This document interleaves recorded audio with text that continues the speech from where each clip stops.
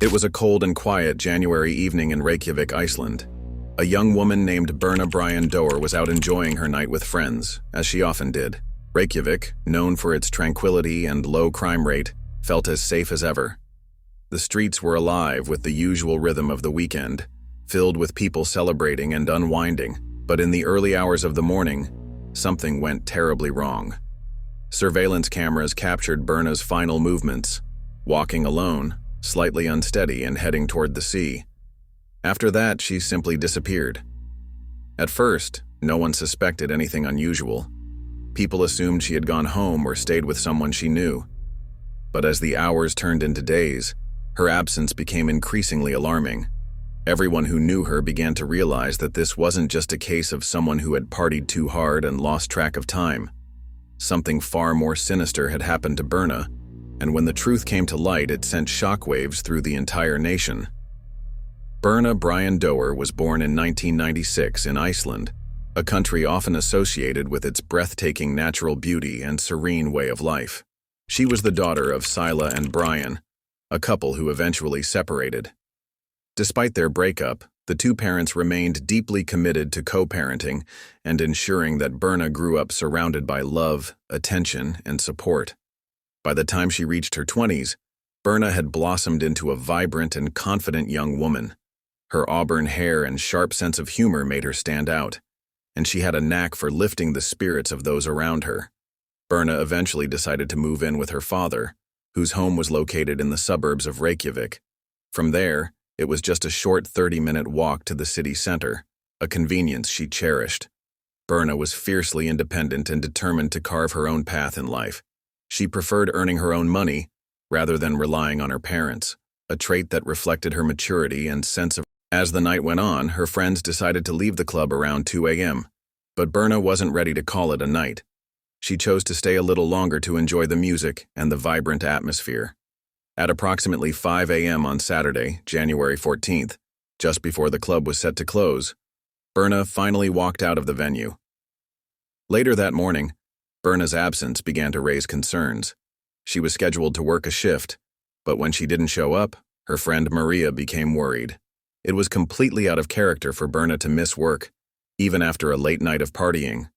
Maria, who had known Birna since primary school, immediately tried calling her phone. To her surprise and growing concern, the phone was turned off, something Birna never did. Alarmed, Maria began contacting the friends who had been with Birna the previous night. Everyone she spoke to said the same thing. They had left early, assuming Birna had gone home afterward. Hoping for answers, Maria decided to call Birna's father's house, but to her dismay, Birna wasn't there either. As the hours passed, Maria's anxiety grew. She decided to contact Sila, Birna's mother, to inform her of the situation. The news was devastating for Sila. She knew her daughter to be strong-willed and independent, but also responsible and considerate. Birna always let her parents know where she was, even if she had been out late. By that afternoon, Sila and Maria decided to file a missing person report with the police. Desperate for answers, Sila turned to social media. She posted about her daughter's disappearance, urging anyone with information to come forward and share what they knew. Within hours, her plea went viral. Thousands of people shared the post, showing an outpouring of support and concern. But despite the widespread attention, there was still no trace of Birna. That night, Sila stayed awake, unable to rest. She made frantic calls to emergency services, hoping for any update that might shed light on her daughter's whereabouts. But as the hours dragged on, the silence remained unbroken. By 9 a.m. on Sunday, the police provided a critical update. Birna's phone had last connected to a cell tower at 5:50 a.m. the previous morning. The signal had originated from an industrial area in Hafnarfjordur, a port city located 9 kilometers south of Reykjavik. The news gave Sila a glimmer of hope, but it also raised more questions than answers. Without wasting any time, Sila, along with several family members and friends, drove to the location. They knocked on doors, called out Birna's name, and searched the area for any sign of her. They hoped to find a clue, no matter how small, that might lead them to her. But their efforts were in vain. There was no trace of Birna anywhere. Sila's desperation grew with each passing moment. She couldn't shake the thought of whether her daughter had found shelter from the freezing temperatures. By then, Berna had been missing for nearly 36 hours, and Sila was convinced that something terrible had happened. Yet, to her frustration, no official search had been launched. The police were hesitant to act without concrete evidence of a crime, which only deepened Sila's sense of helplessness. With law enforcement slow to respond, the media became an essential tool in spreading the word. Journalists quickly picked up the story, and by Sunday evening, Iceland's two largest television networks reached out to Sila for interviews. She didn't hesitate. If speaking to the press meant more people would learn about Berna's disappearance, she was willing to do whatever it took. That night, the story of the young woman who had vanished from one of Reykjavik's busiest streets dominated the evening news. It sent shockwaves through the nation. By Monday morning, Berna's disappearance was a topic of conversation everywhere, in shops, on buses, and at workplaces across the country. People speculated about what could have happened to her, and theories began to circulate. The case struck a deep nerve, not just because of the mystery surrounding it, but because it unfolded in one of the world's safest nations. Iceland, with its small population and high economic equality, had long been known for its exceptionally low crime rate. Violent crimes were so rare that in some years, not a single homicide was reported. As the hours stretched on without any sign of Berna, the urgency to find her intensified. The police began combing through every available piece of evidence, determined to locate her or at least uncover clues about what had happened. By now, Berna's case had become a national concern, with the whole country watching and waiting for updates. Iceland was not used to dealing with crimes like this. Cases of young women vanishing under mysterious circumstances were almost unheard of in this peaceful nation.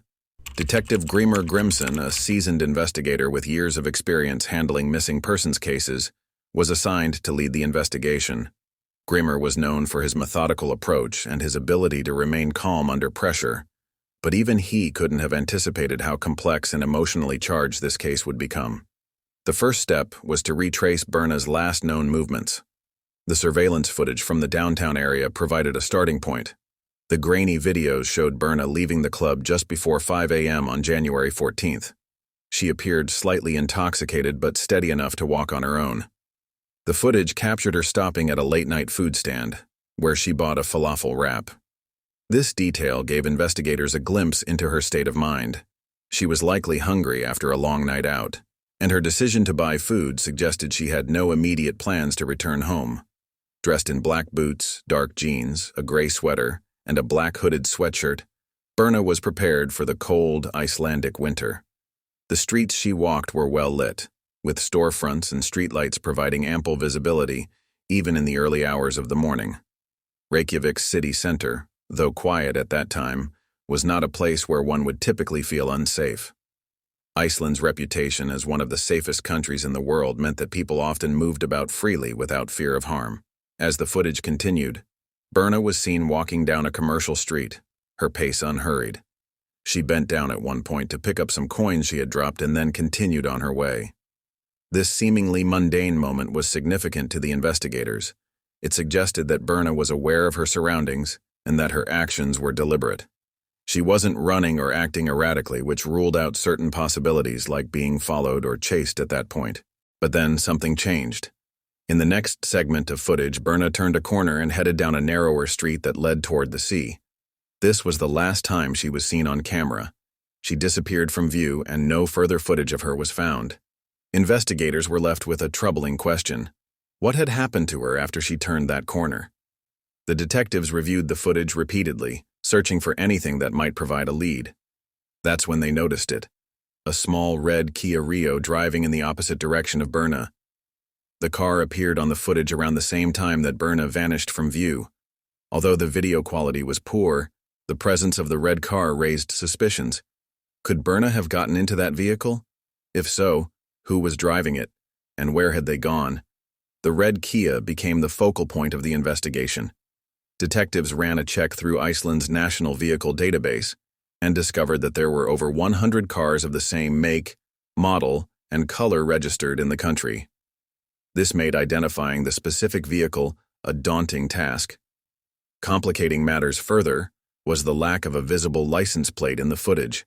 Without a plate number, narrowing down the list of potential suspects would be difficult. Meanwhile, Berna's family and friends continued their own efforts to find her. Sila, her mother, grew increasingly frustrated with the pace of the investigation. She felt that the authorities weren't treating the case with the urgency it deserved. To her, every moment that passed without answers was unbearable. She channeled her grief and frustration into action, organizing search parties and rallying public support through social media.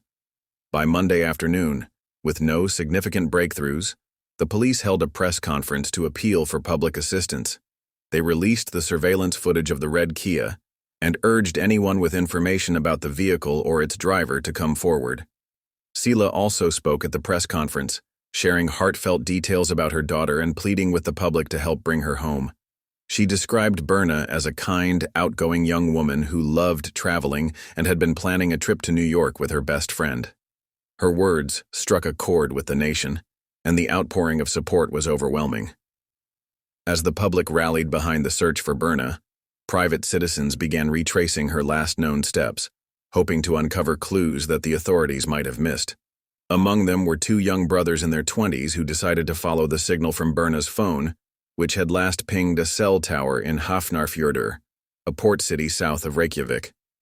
Their instincts led them to the harbor, an industrial area filled with shipping containers, warehouses, and fishing vessels. It was there, near the water's edge, that the brothers made a chilling discovery.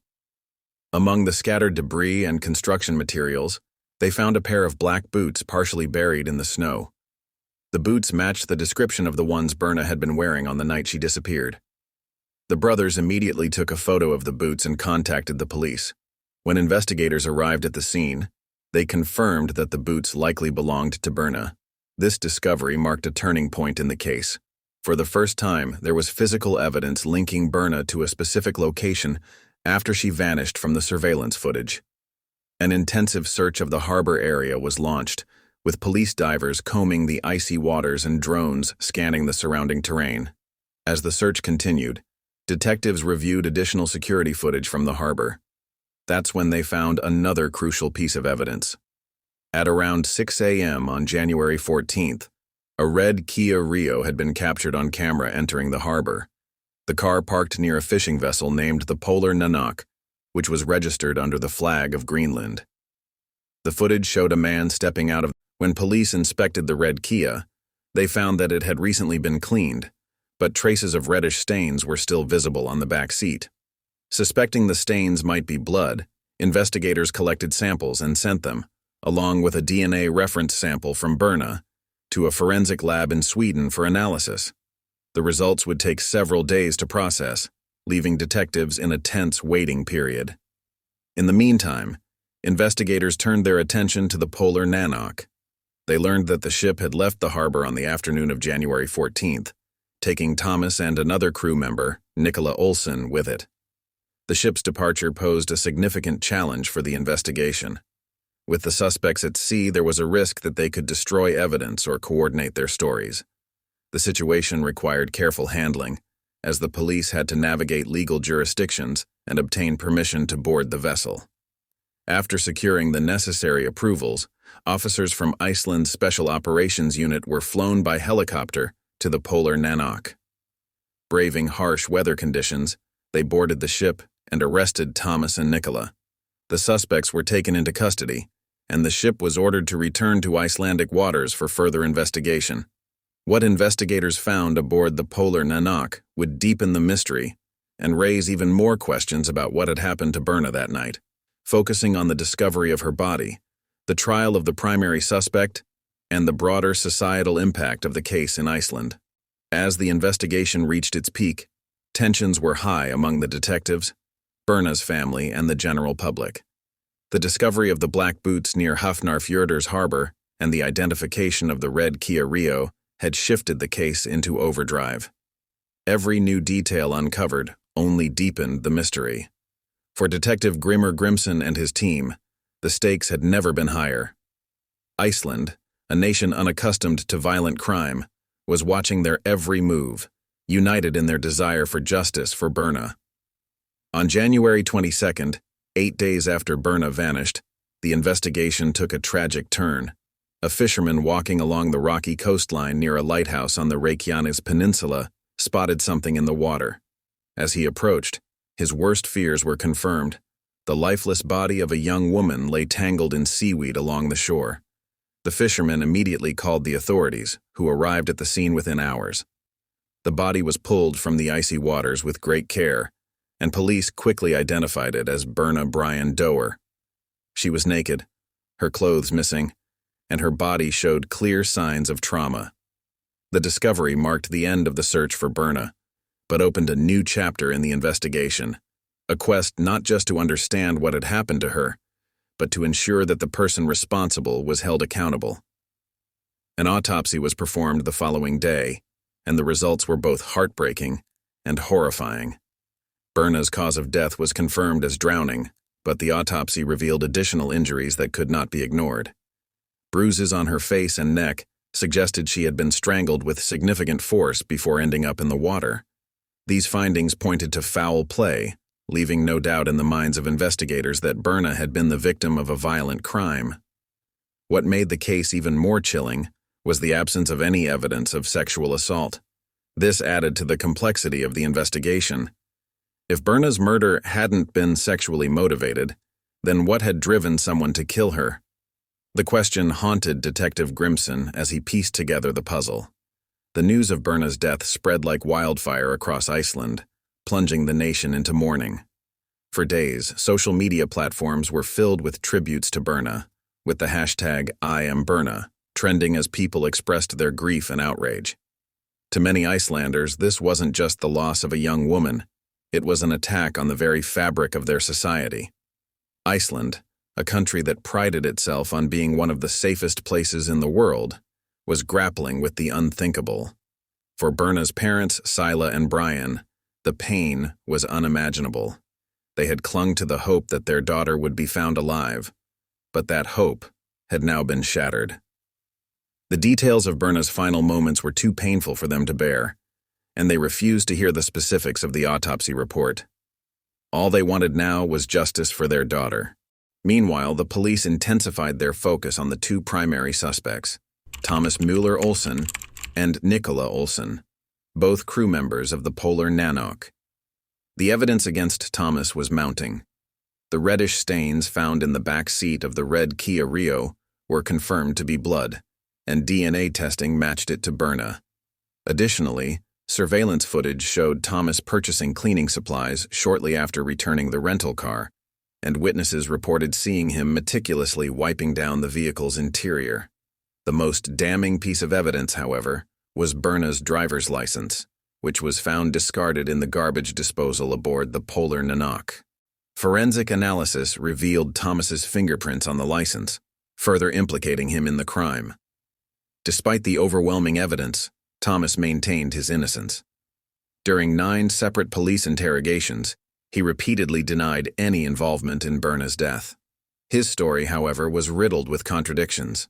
At one point, he claimed he didn't know Berna, only to later admit that she might have entered his car that night. He also alleged that the bloodstains in the car were from a fish he had transported, a claim that was quickly debunked by forensic experts. Nicola, on the other hand, insisted he had no memory of the night in question. He admitted to being heavily intoxicated and claimed he had passed out in his cabin aboard the Polar Nanook long before Berna's disappearance. While investigators initially viewed Nicola with suspicion, they eventually concluded that he had not been present during the critical events leading to Berna's death. Nicola was released from custody, leaving Thomas as the sole suspect. As the case moved toward trial, the prosecution worked tirelessly to build a strong case against Thomas. They reconstructed the events of that fateful night, painting a chilling picture of what they believed had happened. According to their timeline, Thomas had encountered Berna sometime after 5 a.m. on January 14th. For reasons that remain unclear, she got into his car. It was there, in the confined space of the red Kia Rio, that the encounter turned deadly. The trial began in August 2017 and quickly became one of the most closely watched legal proceedings in Iceland's history. Thomas, who had been transferred to a high-security prison in Denmark, appeared in court wearing a hooded sweatshirt and kept his face hidden from the cameras. He pleaded guilty to drug trafficking charges. 50 pounds of hashish had been found in his cabin aboard the Polar Nanook, but steadfastly denied the murder charge. The evidence presented during the trial was damning. Prosecutors revealed that Thomas's DNA had been found on the shoelace of one of Berna's boots, which had been recovered near Hafnarfjordur harbor. They also presented the surveillance footage showing Thomas cleaning the red Kia and the forensic analysis that confirmed Berna's blood was present in the vehicle. Perhaps the most compelling testimony came from Nicola, who had initially claimed to remember little from the night in question. During the trial, Nicola broke his silence and testified against Thomas. He described Thomas as aggressive and prone to violent outbursts, painting a picture of a man capable of committing such a heinous crime. After weeks of testimony and deliberation, the verdict was announced in September 2017. Thomas Müller Olsen was found guilty of murder and drug trafficking and was sentenced to 19 years in prison. In addition to his prison sentence, he was ordered to pay approximately $250,000 in restitution to Berna's family. The court's decision was later upheld by Iceland's Supreme Court, ending Thomas's attempts to appeal his conviction. For Berna's family, the verdict brought a measure of closure, but it could never erase the pain of losing their daughter. In the wake of her murder, Iceland underwent significant changes. Reykjavik's city council approved the installation of additional CCTV cameras throughout the city to improve public safety. A new women-only ride service was also introduced, offering safer transportation options for women traveling alone at night. Berna's memory was honored in countless ways. Candlelit vigils were held across the country, and more than 8,000 people participated in a memorial walk through Reykjavik, retracing her final steps and placing flowers at the spots where she had last been seen. On February 3, 2017, Berna was laid to rest in a funeral attended by 2,000 mourners, including Iceland's president and prime minister. The ceremony was a private affair, as the family had requested that the media stay away. The murder of Berna Brændóttir was a tragedy that shook Iceland to its core. It was a stark reminder that even in the safest places, darkness can still find its way in. But it also revealed the strength and unity of a nation determined to seek justice and honor the memory of a young woman whose life was taken far too soon.